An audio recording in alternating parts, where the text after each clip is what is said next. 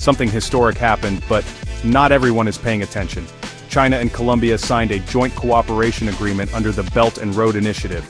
It didn't come with fanfare in the West, but in Beijing and across Latin America, it marked a clear signal. The BRI is going global. This isn't just a diplomatic handshake, it's a strategic expansion. The Belt and Road Initiative, once focused on Asia and Africa, is now extending its reach into the Western Hemisphere. And Colombia, with its Pacific coast, deep-water ports and trade access to both North and South America, is the new landing point for China's global ambitions.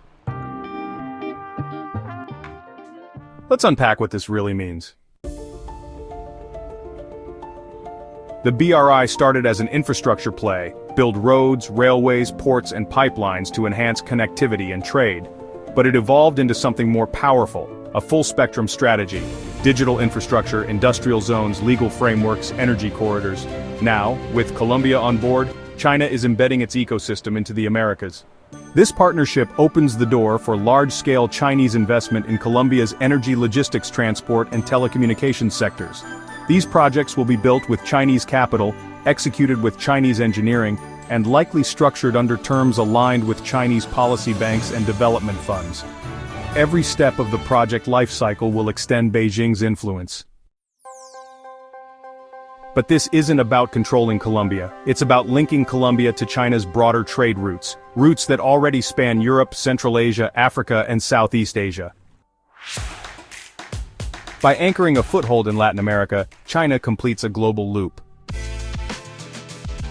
The geography matters. Colombia borders both the Pacific and Caribbean. It sits near the Panama Canal. It's a bridge between Central and South America. And now, with a Belt and Road Initiative framework in place, China has a clear corridor to connect South American markets into its global production and consumption network.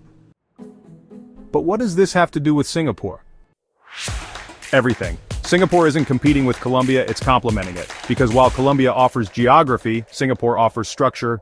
Singapore is already a trusted node in the Belt and Road Initiative network. We handle legal arbitration, capital flow, compliance, and corporate infrastructure for dozens of BRI-related investments. As the BRI spreads into new regions, those deals will need neutral jurisdictions, financial architecture, and back-end partners who can manage complexity. That's what Singapore does best. Picture this. A Colombian port project is financed by a Chinese state bank.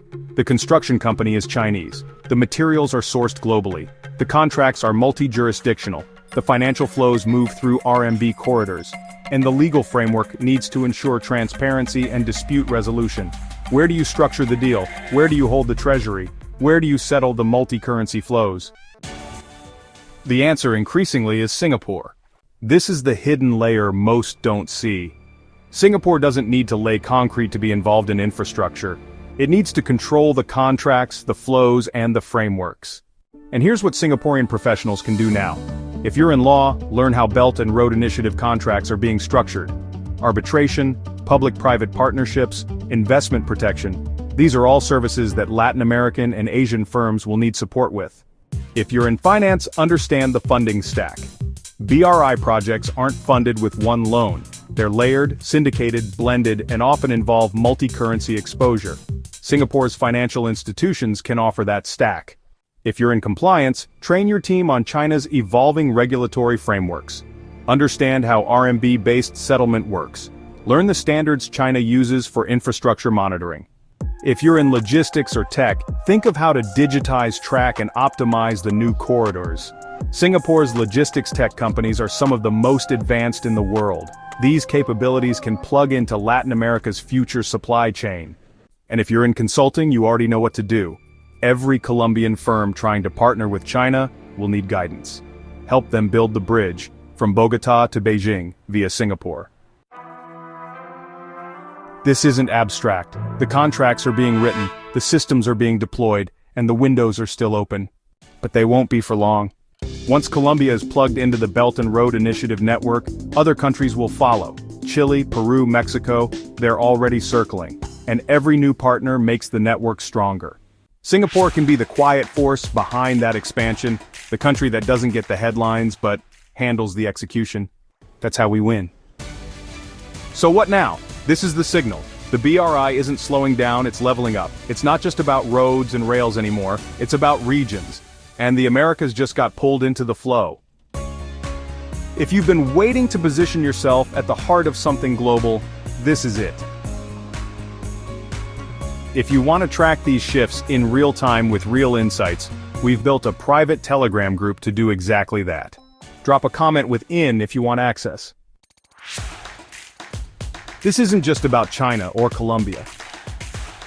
It's about what comes next. And the map just got bigger.